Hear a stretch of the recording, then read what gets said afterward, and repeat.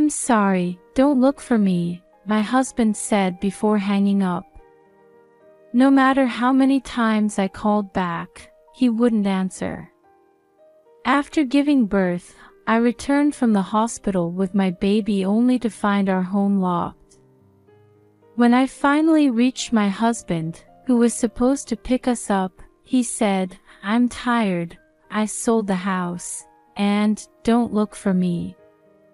Rather than wondering, how did this happen, my mind was consumed with the question of, what should I do to protect the tiny life in my arms? I need to do something, I thought. With no parents to turn to and no one to rely on in this situation, I couldn't work with a newborn, and even if I could, I had nowhere to live until my first paycheck. Then I remembered our savings account for the baby. I hurried to the bank, only to find a balance of 50 cents. Why? I thought, looking at the statement. Most of the money had been withdrawn days ago. The passbook was in the drawer at home, I realized. My husband knew the PIN. I was shocked that he would access my account. Did he never intend to raise this child? Dazed and carrying my baby, I found myself back in front of our old house. I could hear happy families and TV news from nearby homes. The news mentioned the passing of ABC Corporation's chairman and his vast fortune. Some people have money and happiness. What should I do? I have nothing. I'm sorry, Luna. How can I raise you? I whispered, holding her close. With less than $50 in my wallet, I knew we wouldn't last more than a few days. As night fell, I sat on a park bench with a roof, trying to keep Luna warm. In the morning, I'll try to borrow money from a payday lender, I thought. Just then, my phone rang from an unknown number. That call changed everything. Hours later, we were in a luxurious hotel room. Someone had arranged for us to stay there, saying, "I've booked this room for you to rest. It's paid for, and diapers and baby supplies will be delivered later, and I've arranged clothes for you too. If you need anything else, just tell the front desk." After a good night's sleep, I considered trying to reconcile with my husband for Luna's sake. But I couldn't imagine a future where he wouldn't abandon us again. I can't let my daughter be a victim of that man anymore. I need to manage on my own. I decided. I sent an email to my husband, and he called right away. "Hello, I saw your email. So you really want a divorce, right?" he said. "Yes. After what you've done, how could we possibly stay married?" I replied. Well, it's better for me. Getting rid of someone as useless as you," he said. Ignoring his cruel words, I arranged to meet him in the hotel lobby. The next day, my husband arrived at our meeting place, looking puzzled as I stepped out of the hotel elevator. "Isn't this a luxury hotel?" "What? You've been staying here?" he asked. "That doesn't matter, does it? More importantly, you'll divorce me, right?" I replied. "That's the plan, but how will you manage with no money?" he said, looking down on me despite being the one who put us in this situation. I deliberately answered coldly, "I'm inheriting a small fortune. So even without you, I can raise Luna on my own." "What?" He looked stunned for a moment. "Don't lie. You said you had no relatives." I thought so too, but it seems I was wrong. Suddenly, he eyed me suspiciously. Hey, is this inheritance substantial? Enough. Apparently sufficient, so Luna and I won't struggle in the future. At first skeptical, he seemed to believe me after seeing me stay at a luxury hotel and wearing a designer dress I'd never owned before. Then he gave me a sleazy look, almost licking his lips. Stephanie, why don't we try again? The child needs a father, right? What are you saying all of a sudden? Have you forgotten what you did? I have no intention of staying married to someone who changes his attitude the moment he learns I've inherited money. When I presented the divorce papers I'd prepared, he tore them up. What are you doing? I exclaimed. You're just trying to keep the inheritance for yourself, aren't you? He accused.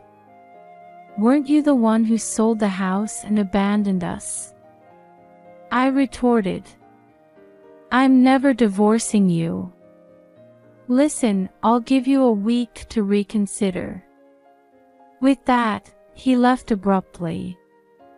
A week later, after ignoring his calls and messages, I agreed to meet him at the hotel cafe.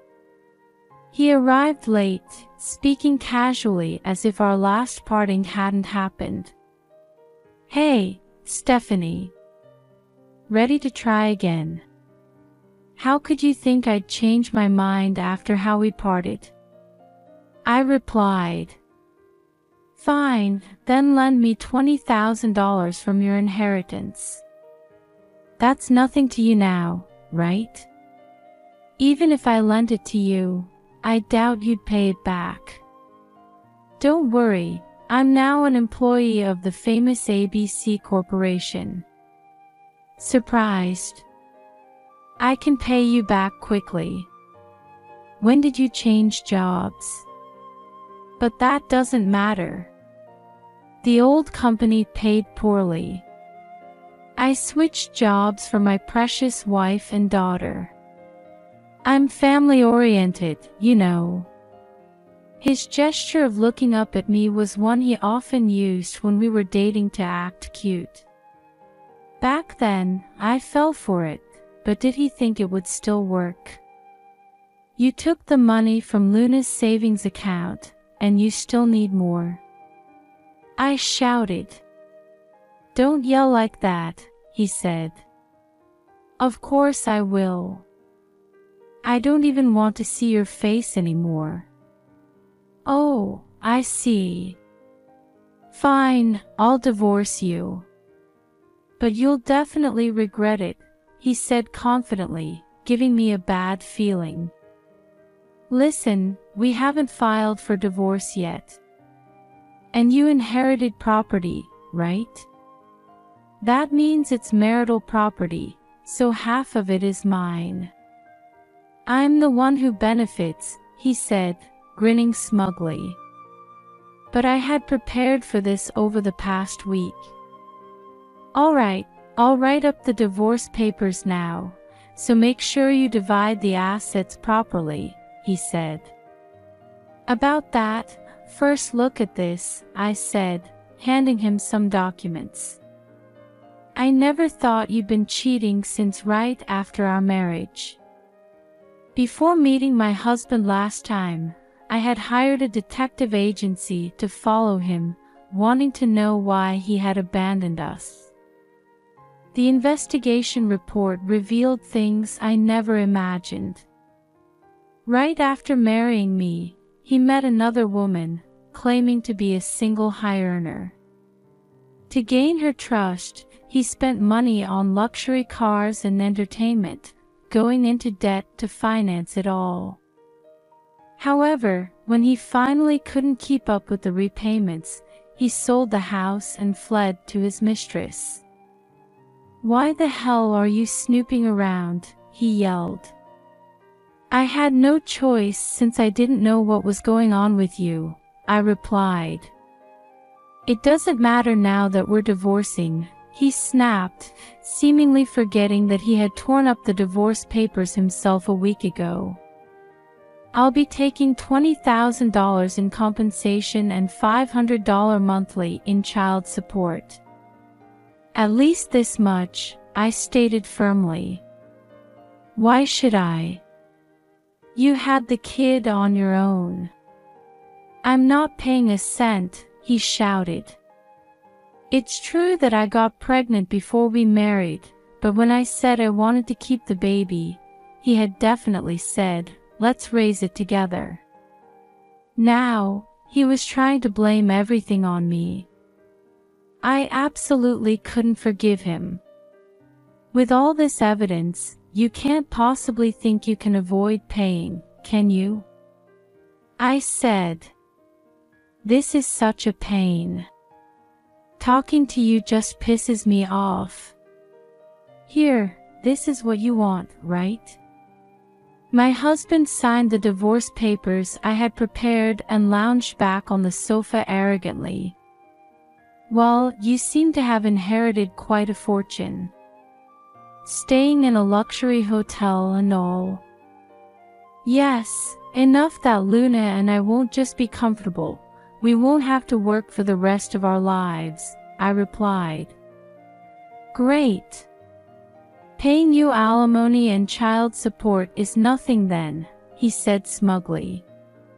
Ignoring him, I called over the lawyer who had been waiting at the next table in the cafe and introduced him. Did you think I'd come alone without any preparation? I asked. Ha. A lawyer. But no matter who shows up, it's a done deal that I'll be getting your inheritance, he said confidently. The lawyer explained the situation to him on my behalf. As he listened, the color drained from his face. It can't be true that inherited assets aren't marital property, he exclaimed. No, it's not. In fact, the money from the house you sold on your own is marital property, and there's also the money for Luna that you spent.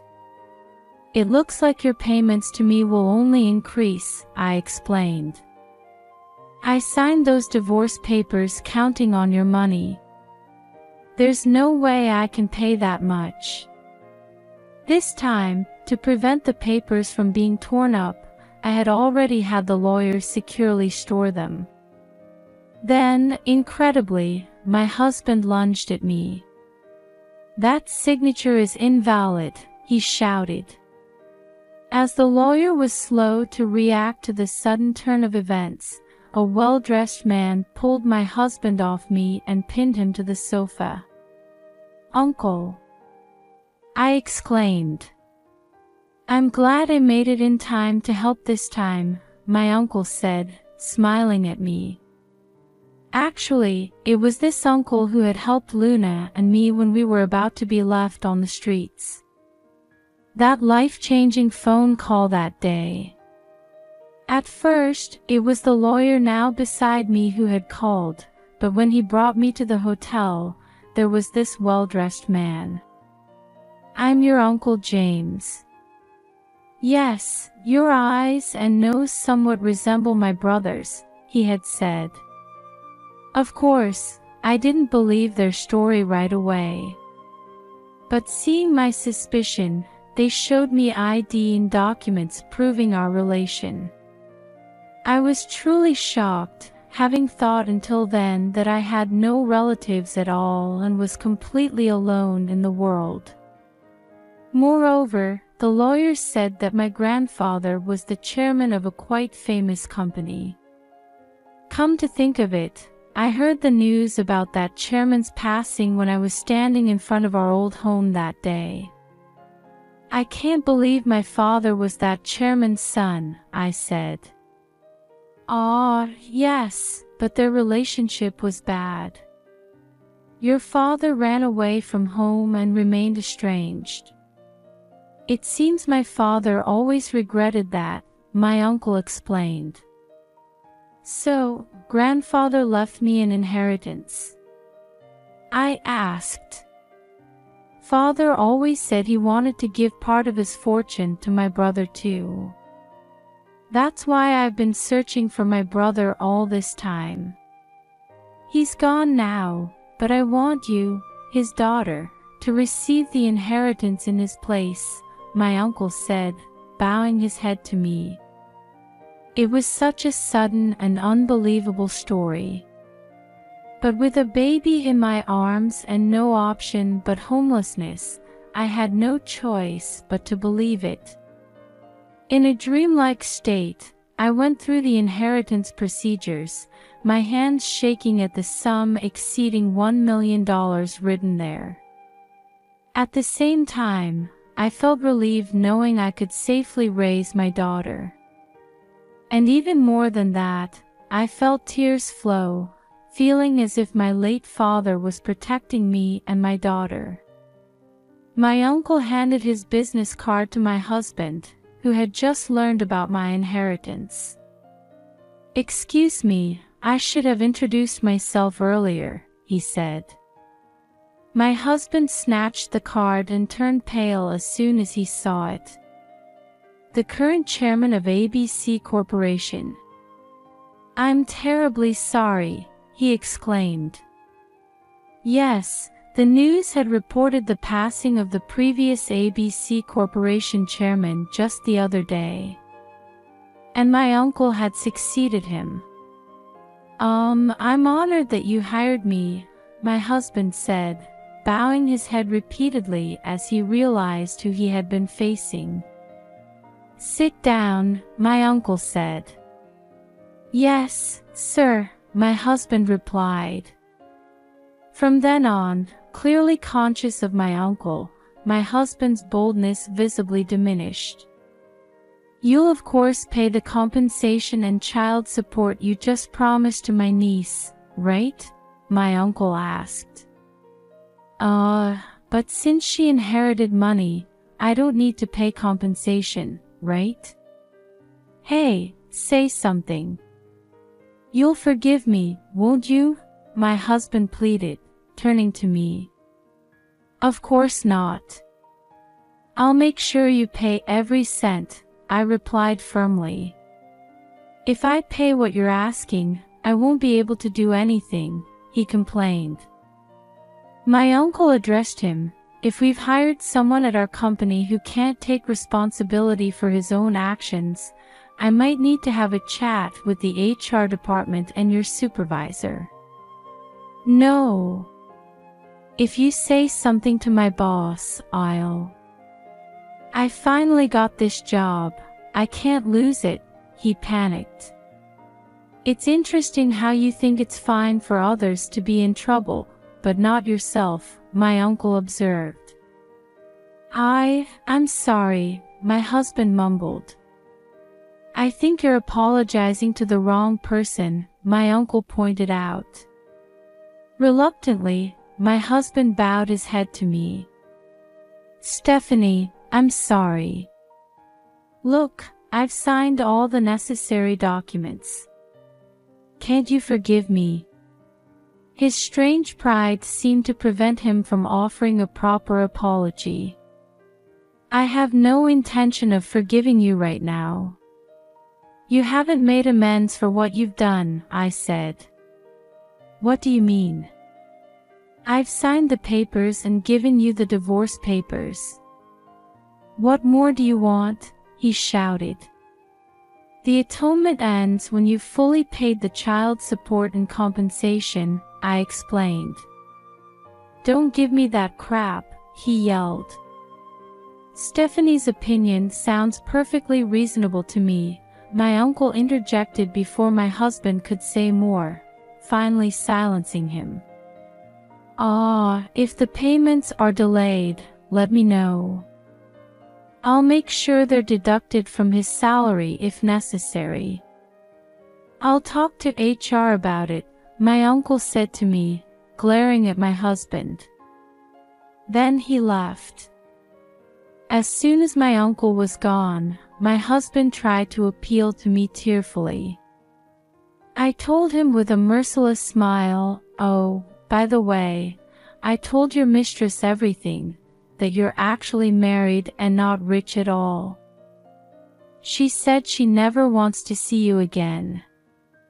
My husband's mouth opened and closed, trying to say something, but in the end, he just slumped his shoulders, unable to utter a word.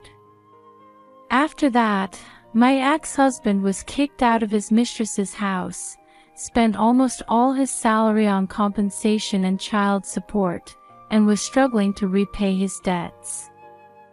When he missed a payment once, the chairman, my uncle, personally visited his department for a thorough conversation. Since then, there were no more delayed payments. Moreover, this incident led to my husband being sidelined in his department, making his position in the company quite uncomfortable. As for me, I'm living peacefully with my daughter. With the inheritance and compensation, I've built a good relationship with my kind uncle and his family. My uncle is slowly teaching me how to manage the sudden wealth I've received. With our future secure, I plan to continue living happily